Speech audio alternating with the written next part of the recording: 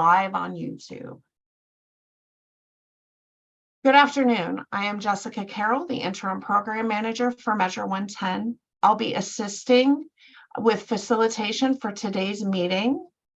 The Oversight and Accountability Council welcomes and encourages community input. Members of the public are invited to submit public comments or get on our interested parties email list by emailing oha.measure110@odhsoha.oregon.gov. That email address and more information about the council can be found on the Measure 110 OAC website. For more information or support with community engagement, please contact Sydney McConnell. OAC members have asked that OHA and other staff who are present in the meeting space introduce themselves in the chat. Please share your role with the agency, and if you are a subject matter expert, your area of expertise. And with that, I'd like to throw it back to Onisha.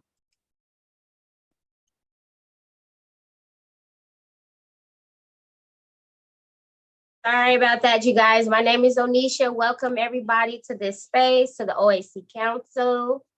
And I would like to take this time to turn it over. I want to make sure I'm pronouncing your name correctly, Jaron Riddle, to introduce himself. He is our newest member of the OAC Council. Yeah, it's Jaron Riddle. Jaron Riddle, welcome. Yeah, thank you. So yeah, my name's Jaron Riddle. From Klamath County. I'm enrolled in the Klamath tribes. I'm Chinook and Shasta too. And so person in long-term recovery. On the 17th of next month, I'll have 10 years. Formerly incarcerated. Just typical life, upbringing of a Klamath Indian man. And what else? I've been in this field. I paroled the last time November of 17. I started in this field 3 weeks out of prison, and I've grinded my way up, different certifications and a couple different organizations. I started out at an inpatient treatment center, but I've been doing harm reduction in the role I'm in for over a year now, but doing that work prior to that. I'm on the board of directors for Oregon Recovers. I'm on the LADPC for Klamath County. Resigned from one role recently and accepted this one. And yeah, I'm just grateful to be here with y'all, and just to say thank you for everybody who's been doing this. And everybody who's kind of paved the way for everybody who's coming, like me. And so thank y'all. Thank you so much. I want to leave this space in case anybody wants to also welcome. Say a few words.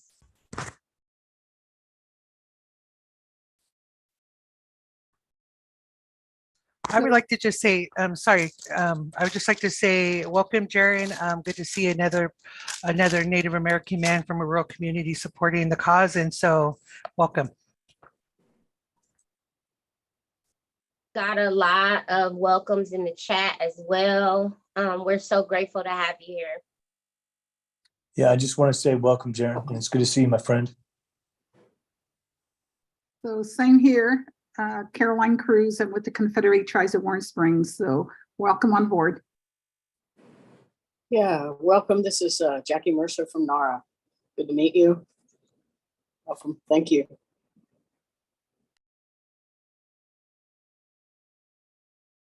Thank you so much, you guys. And at this time, I am going to call the agenda.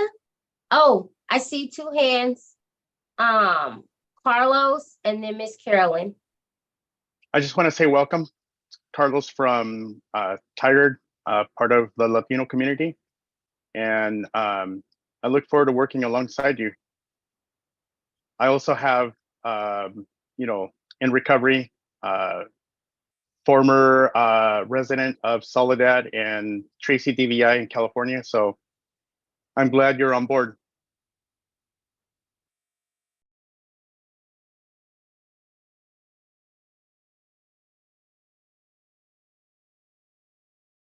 Okay, Miss Caroline, you put your hand down. I'm not sure. Oh, because I already talked, I just forgot to put my hand down. Okay. I always forget that. I put it up and then I forget to put it down. Thank you, everybody. So I'll move to the agenda. And our agenda today is very short. It is the admin budget presentation, and OHA updates. But before we do agenda, do we need to do attendance, Sydney? Yep, I'll go ahead and take attendance. I know we're running a little light on members, but that's okay because we don't have a vote today. So when I say your name, please say here for the record. Amy.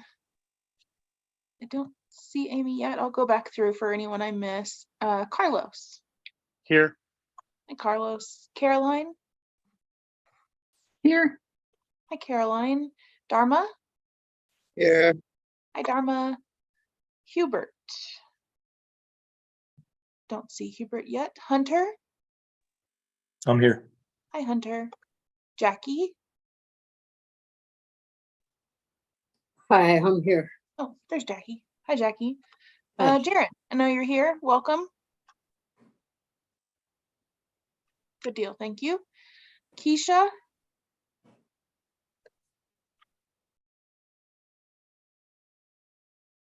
See Keisha. I'll come back and get her to sit here. Leticia let me know she would not be here today. Linda. Don't see Linda yet. Melinda. here. Hi, Melinda.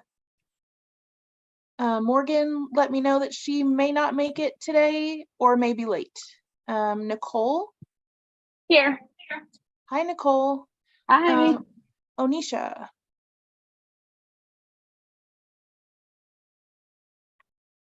Did we lose her? Oh no, she's there. I see. I see you, Onisha. Ron. Yes, Ron's here. Hi, Ron. Ryan also let me know he would not make it today. Sabrina. I am here. Hi, Sabrina. And Zeb. Zeb's not here yet. Tori let me know she would not be here, and Ebony, I believe, also will not be in attendance. Let me just go back through and make sure I didn't miss anybody that joined later. Amy, Hubert, Linda, and Zeb. All right, sitting at 12. Back to you guys.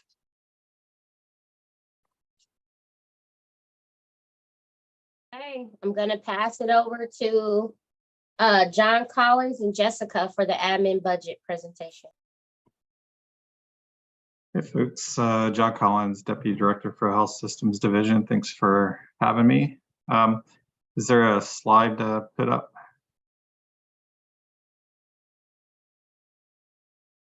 Yep, give me 1 second. Sorry about that. Okay. If anybody wants to see it, I did find a picture of Ron playing bass guitar in a band. So, Well, would you like to share your screen before I share mine? oh sure, since we're pretty informal today. Hold on.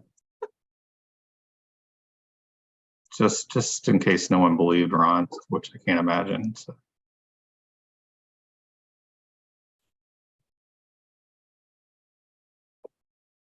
There he is. That's you, right, Ron?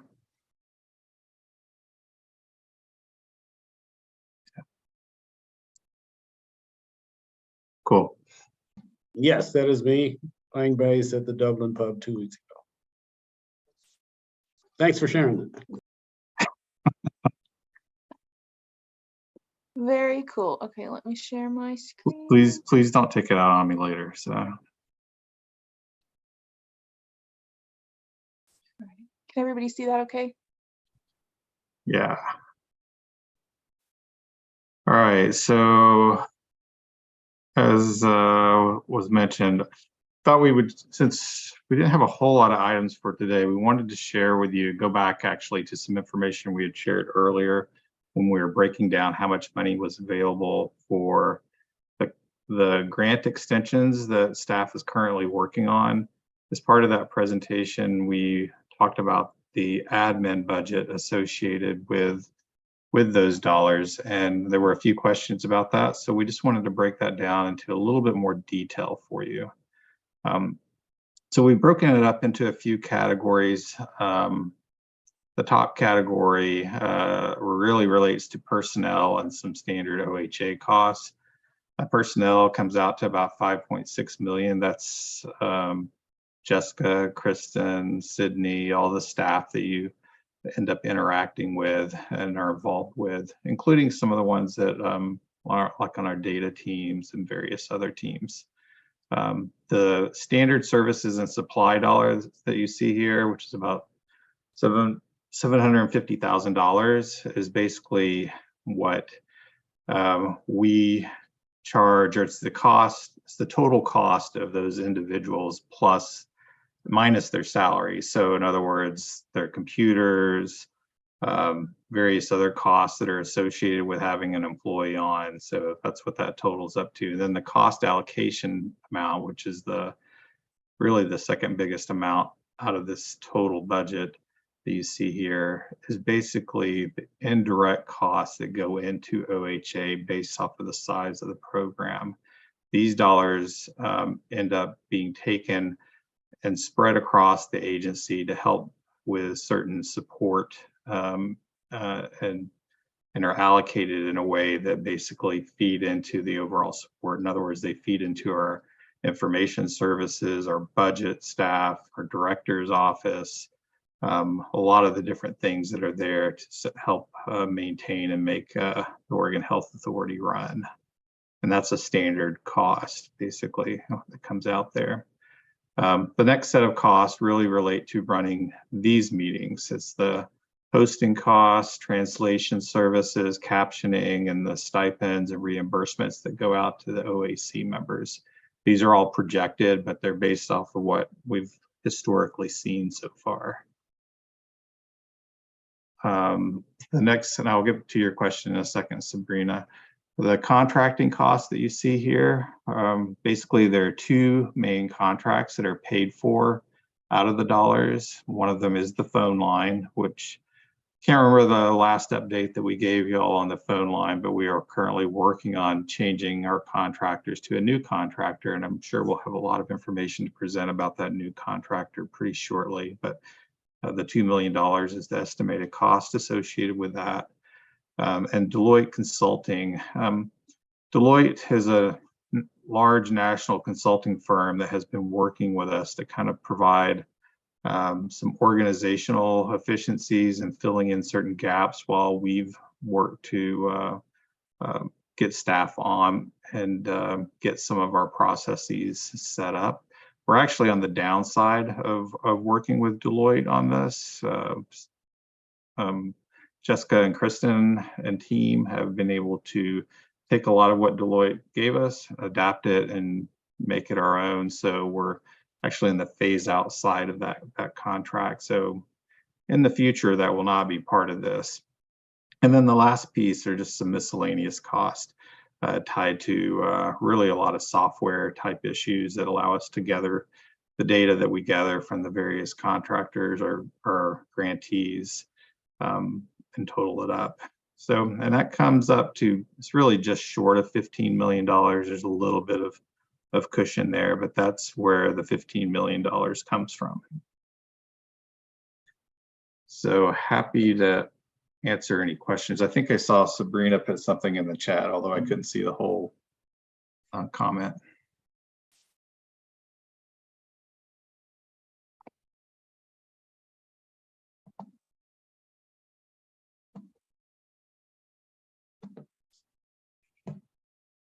Yeah, sorry, John. My question was, how many staff does that employ, and does that budget ensure that we could have more staff as the time comes? I think I heard somewhere that we're going to be hiring more staff for the next big push that we have, or do we foresee that happening after 2025? Or is that in this cycle? Jessica or Kristen, do you want to answer that? And I don't have the total number of staff off the top of my head, but hopefully you'll have some information that you can use to address that. I think I mean just more staff. Does it give room for more staff? I don't need to know, sorry, exact staff, but does it give it room for more staff? It does. Yes, it does. And those are not being, we're not waiting until 2025. That is projected through this next biennium, which is 2020 through 2025. So we are currently hiring and will continue to hire staff for Measure 110. Definitely. Ron? Right, hi, thanks. Thanks for presenting that. I was just curious if you have a percentage of what the percentage of the total available is of the 15 million. I mean, what does that represent as a percentage of what's available? I mean, does it change based on the budget projections or the revenue forecast, or is there what is the basis of? Right, what is the basis for it? So what we did, I think previously under this, or I guess even still currently under the statute, I think there was a percentage, or y'all had defined a percentage. Going forward with the statute, the statutory changes, there isn't a set number anywhere as far as how much of the total funds that can be moved into admin. So what you're seeing here is our projected real cost associated with admin. I think, again, correct me if I'm wrong, off the top of my head here, it was $10 million previously, or 11 million, somewhere in that range. And that was with many fewer staff than we originally thought. Well, that we thought we needed a lot fewer staff than we figured out that we need. So the main increase that you're seeing and the main cost that you saw in that chart when it was up are tied to staffing. We definitely, one of the basic things that we learned in getting all this stuff implemented was that we needed more staff. And so that's where that came from. But it isn't tied, and we're trying to keep the cost down to a minimum so that the majority of the dollars are obviously going out to the community. Okay, thank you.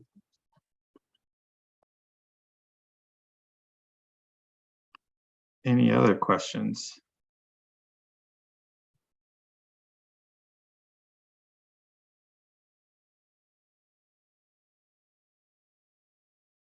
All right, well, next time I talk, I'll be sure to bring in, not that that picture was by any means embarrassing. Actually, I thought it was super cool, Ron, but I will bring an embarrassing picture of myself to share, so. No, I really appreciate any advertising for Yeti Mojo. Everyone must see Yeti Mojo. I want a t-shirt now. So. All right.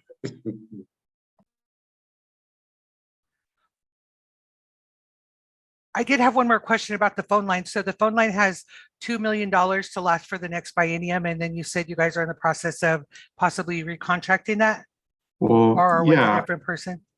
Yeah, I think we need to bring the information to y'all pretty shortly. We RFP'd for a new contractor, we just RFP'd for the contract. The old contractor or the current contractor could have applied for that too, and that was Lines for Life, which I think most of y'all were familiar with. The new contractor has, I'm blanking on their name, Jessica or Kristen happen to have it off the top of their heads. Health Resources in Action. Sorry. Thanks, Kathy. I'm sorry I didn't see it down there. We did select a new contractor. That's their name, and we've been negotiating the contract with them for a couple months now. And what should happen is at the end of this year, or shortly before the end of the year, there will be a transition from Lines for Life to that new contractor. The costs are slightly different, but I think as you'll see when we're sharing the information with y'all about this new contractor, we believe that the services actually that we'll be getting out of this will be much more comprehensive and line up much more with the values that the council and that the OHA was looking for out of a phone line. I have one more question, John, and I'm sorry. So if you guys have funds, would you guys have funds left over? Do they flow into the next one, or can you guys this is just purely out of curiosity, use them until they're gone? Yeah, well, so this is part of the overall budget, and all these fall into what we categorize as other funds.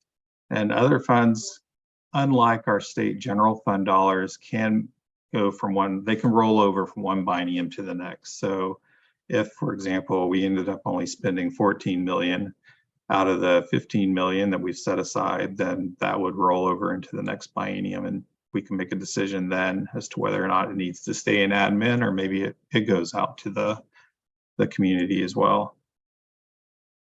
Probably some of the reasons why there would be any savings like that is because maybe we didn't get people hired and there were vacancy savings. Hopefully that won't be the case.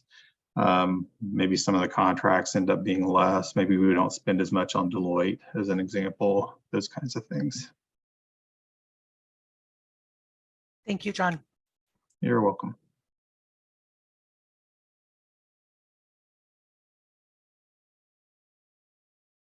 All right, thanks, y'all.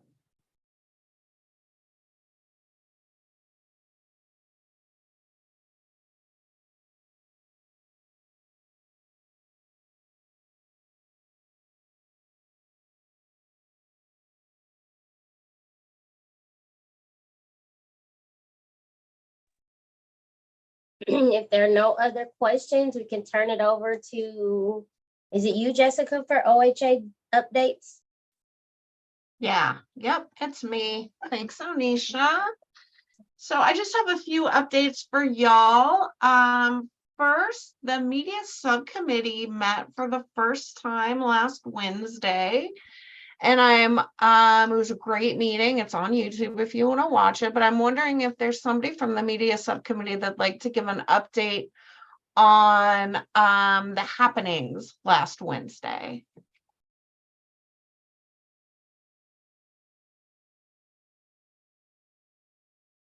If not, I could just give a brief synopsis, but all right, I'll give a brief synopsis. At the media subcommittee last Wednesday, it was a place for, I think, the committee to start to decide the role that they wanted to play, and really came up with some great ideas that they would like to see implemented, and some expressing some ways that they think that the victories and the good works of Measure 110 could be communicated better. We have taken those ideas and we've brought them to our leadership, and I just want to say that leadership seems pretty excited about them as well. And we will be reporting back to the media subcommittee next month about what we are able to accomplish between those two meetings. Any questions? All right, moving on. My next update is that we have a tri-chair election on August 9th, which is our next meeting. So Sabrina Garcia, there's her heart. Sabrina Garcia is stepping down as a tri-chair. Her term is over. And so this tri-chair election will be for her seat. It's a year-long position. And hope that we have some folks who are interested in applying. If you are interested in being a tri-chair, you can self-nominate next week. You can let us know now. I know there's some of you are thinking about it. So really excited to see what happens there. Any questions about that? Hearing none. All right, we have equipment update 2.0. I believe we're calling it, Sydney. Yeah, I just wanted to acknowledge that we did state last meeting that we would be reaching out, and there was an overhaul in our ticketing program within OIS, so we were unable to reach out to everybody following the last meeting. They're still working on a new provider, I guess, from the emails we received, so we'll be reaching out this week, potentially early next week, so bear with us. We apologize for misleading you last meeting. All right.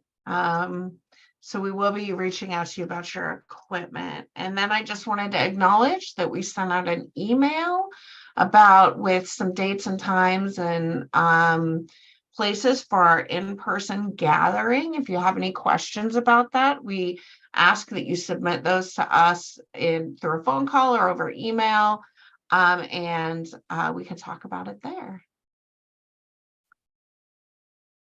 And that's all I have.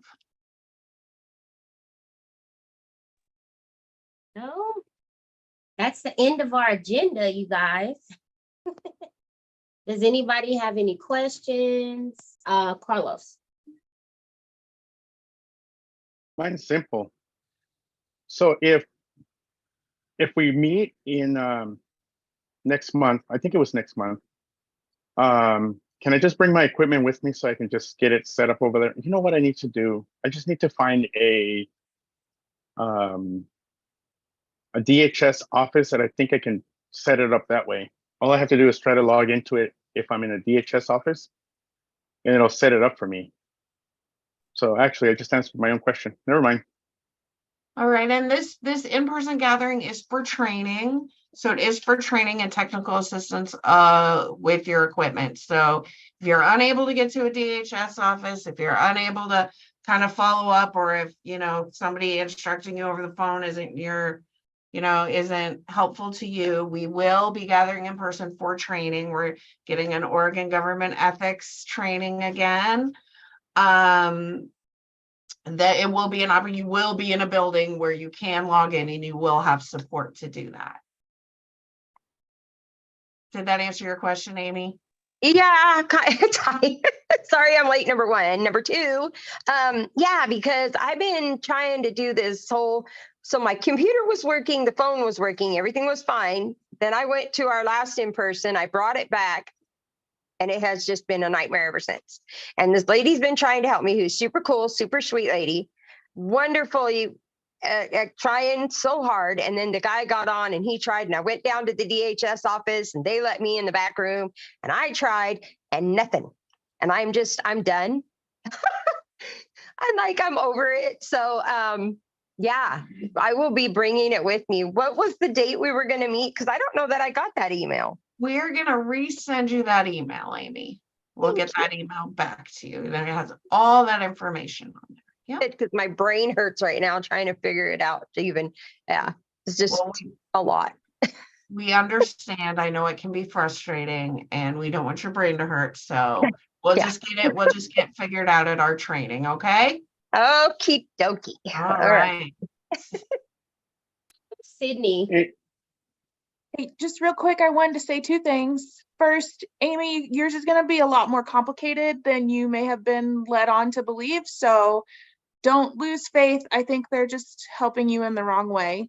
And then Carlos, I just wanted to correct, I don't think I'm correcting you per se, but I just don't want everybody to think that they can go to a DHS office to connect, because every office has different OIS availability and capability. So without having an appointment or anything like that, unless you've already been cleared to go talk to a specific person, please don't show up, because then it might cause bigger problems. So I just wanted to, I'm not saying that you were told incorrectly. I just didn't want everybody else to go to their local office and not get help and then be more frustrated. So thank you. Sorry. No, thank you. That, because I was going to ask Amy, what did you say to them so that, you didn't look so suspicious walking into their lobby and sitting down and trying to connect with your laptop. And so. Oh, they know me. So I walked in and I said, I'm having trouble with this stupid computer. Can I come back there? Okay. But they know me, so it was a little different. Yeah, I'm in a larger city. And so I was, I think I was told that I could be outside of the building as long as I can connect to their Wi-Fi, but that would be even more mysterious, I think. If you just go in and represent yourself as to who you are, show them your official badge and just let them know, hey, I'm with Ballot Measure 110. I'm trying to connect my computer in to let me log in. And they told me to come down here. Could you please help me? And they're really pretty good about it. They're actually very kind. Okay. Sabrina. Thank you, Anisha. I just wanted to put it back on the radar for the OHA staff. My computer's still not working, and I don't know if there's any documents in there waiting my signature. And so I just wanted to put it back on the radar that I have availability if anybody can help me. All right, thank you, Sabrina. And Jessica, I seen your hand go up and go right back down. I didn't know. I was just gonna say, Carlos will just call you. Yeah, we know. That's all. That's all. And Sabrina, I will check on if you have any documents waiting to be signed. Thank you. I don't see any hands at the moment. So I'm thinking we're feeling done.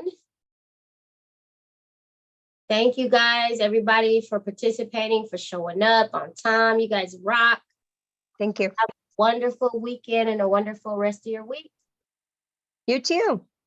Thank you.